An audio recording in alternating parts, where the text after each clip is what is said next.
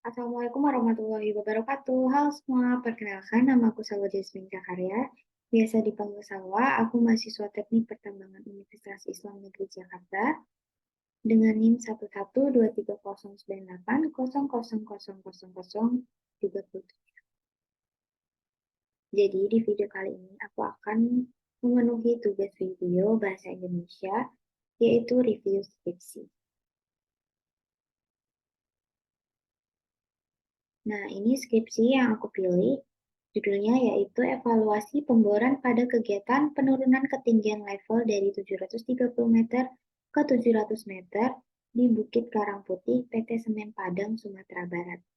Skripsi ini dibuat pada tahun 2019 oleh Abang Diki Ari Setiawan dengan NIM 1116068000034, jurusan Teknik Pertambangan, Fakultas Sains dan Teknologi, Universitas Islam Negeri Syarif Hidayatullah, Jakarta. Nah, skripsi ini juga telah disetujui oleh dosen pembimbing pertama, dosen pembimbing kedua, penguji pertama, dan penguji kedua. Dan telah ditandatangani dengan dekan dan ketua program studi sendiri. Masuk ke daftar isi.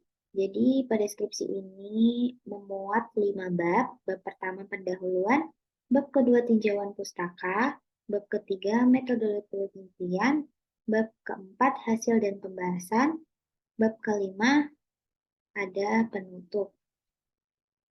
Nah, pada bab pertama berisikan pendahuluan yang terdiri dari latar belakang, rumusan masalah, maksud dan tujuan penelitian, manfaat penelitian, serta batasan masalah. Latar belakangnya sendiri memuat tentang PT Semen Padang sendiri.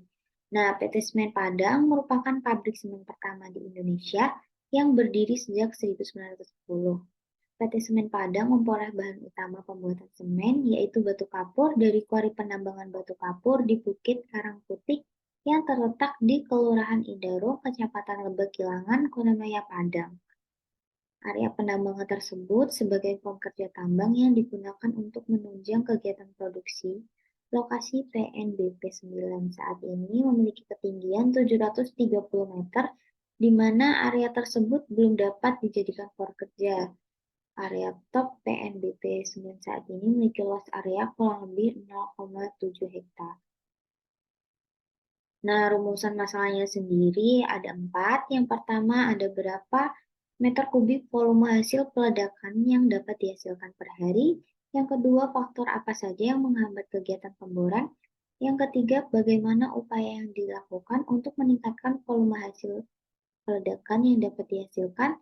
Yang keempat, ada berapa estimasi biaya pemboran sampai kegiatan penurunan level selesai.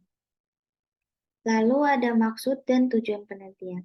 Nah, penelitian ini bertujuan untuk mengevaluasi kemampuan produksi alat bor yang dilakukan untuk penurunan level dari 730 meter menjadi 700 meter di PNBP 9 untuk membuat plan kerja untuk meningkatkan produksi pemboran, sehingga waktu pengerjaan dapat selesai sesuai dengan target yang diharapkan, yaitu menghasilkan 30 lubang bor per hari dan selesai dalam waktu 158 hari dengan cara mengamati langsung kegiatan pemboran di lapangan.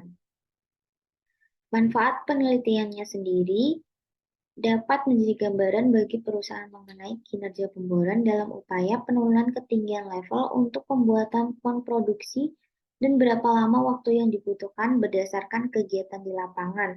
Bagi penulis sendiri, penelitian ini sebagai penambahan wawasan tentang dunia tambangan khususnya mengenai drilling dan blasting. Masuk ke bab 2, yaitu ada tinjauan pustaka.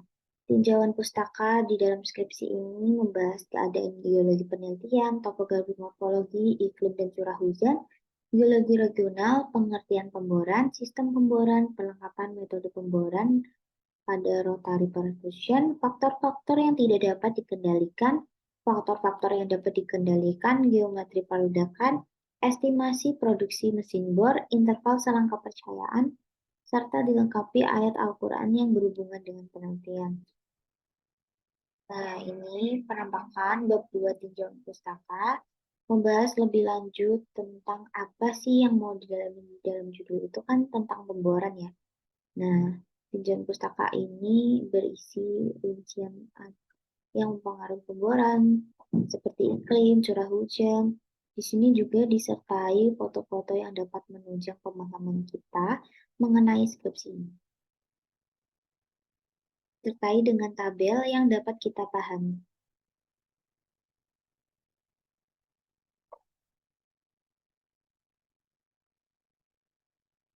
Masuk ke bab 3 ada metode penelitian.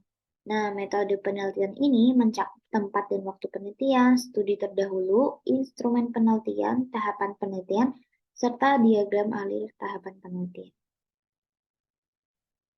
Nah, ini dia bab 3 metode penelitian. Yang pertama ada tempat dan waktu penelitian. Nah, tempat dan waktu penelitian sendiri itu berada di PT Semen Padang yang berlokasi di Kelurahan Indralung, Kecamatan Lubuk Kilangan, Kota Maya Padang, Sumatera Barat, yang kurang lebih 15 kilometer di sebelah timur Kota Padang. Nah, penelitian yang dilakukan sendiri pada tanggal 4 Agustus 2018 sampai 2 September 2019. Terus juga melakukan studi terdahulu beberapa minggu sebelumnya telah diselesaikan, dianggap penting dan dijadikan referensi atau sumber rujukan dalam penyelesaian penelitian. Untuk tahapan penelitian sendiri itu ada tiga. Yang pertama, penentuan lokasi pengamatan. Yang kedua, menghitung volume batuan yang diledakkan. Dan yang ketiga, mencocokkan dengan rumusan masalah yang sedang dibuat. Analisis datanya, ada 5 data yang diolah. Yang pertama, cycle time pemboran, perhitungan perkecepatan pemboran, perhitungan produktivitas pemboran, perhitungan volume batuan hasil peledakan yang dihasilkan, dan yang kelima ada analisis yang evaluasi terhadap waktu dan harga. Bab 4 sendiri mencakup hasil dan pembahasan. Bab 4 ini, peneliti akan membagi menjadi dua bagian, yaitu temuan hasil penelitian, pembahasan. Penemuan hasil penelitian berisikan dua data informasi yang diperoleh di lapangan, mulai dari alasan penurunan level, berapa jumlah batuan yang harus diledakkan selama kegiatan, arah, pola pemboran, dan data-data lainnya. Lalu ada pembahasan yang membahas perbaikan waktu edar pemboran menggunakan estimasi interval selang kepercayaan dan perbaikan waktu hambatan kerja sehingga didapat peningkatan efisiensi kerja alat produksi pemboran per hari. Nah, temuan hasil penelitian ini didasari pada penelitian langsung yang dilakukan oleh Bang Diki di lapangan dan disertai deskripsi-deskripsi yang telah dicantumkan, juga gambar dan tabel yang dapat kita pahami. Jadi, pembaca paham akan yang dijelaskan dari Bang Diki. Untuk hasil dan pembahasannya sendiri telah menjawab apa rumusan masalah yang ada di atas. Untuk bab terakhir itu ada bab 5 yang berisi penutup.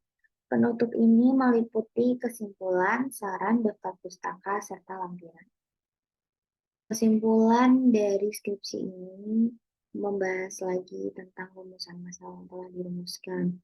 Yang pertama ada produksi alat bor HCR 1500 saat ini sebesar 117 per meter kubik per jam dengan efisiensi kerja 63,8% dan volume peledakan yang dihasilkan per hari sebesar 1058 meter kubik per hari. Waktu pengerjaan selesai dalam waktu 198 hari, yang mana hal ini lebih dari target yang direncanakan. Lalu yang kedua, terdapat beberapa faktor yang menghambat kinerja pemboran, antara lain adalah perhitungan lubang bor yang dilakukan oleh operator alat, waktu pengerjaan yang lebih cepat dari awal. Area pemboran yang tidak merata juga menjadi penghambat kecepatan pemboran. Yang ketiga, untuk meningkatkan efisiensi kerja alat bor adalah dengan mereduksi waktu hambatan yang dapat dihindari pada waktu standby horse. Yang keempat, ada biaya total yang dibutuhkan setelah peningkatan produksi, ternyata lebih mahal per hari, namun lebih murah jika sampai waktu pengerjaan selesai dengan selisih Rp7.384.668 dan keuntungan produksi batu kapur yang lebih cepat. Dan yang terakhir terdapat saving cash selama 50 hari dalam pembuatan font kerja dari kondisi aktual 198 menjadi 148 hari setelah perbaikan, yang mana hal ini sangat menguntungkan secara ekonomi bagi perusahaan.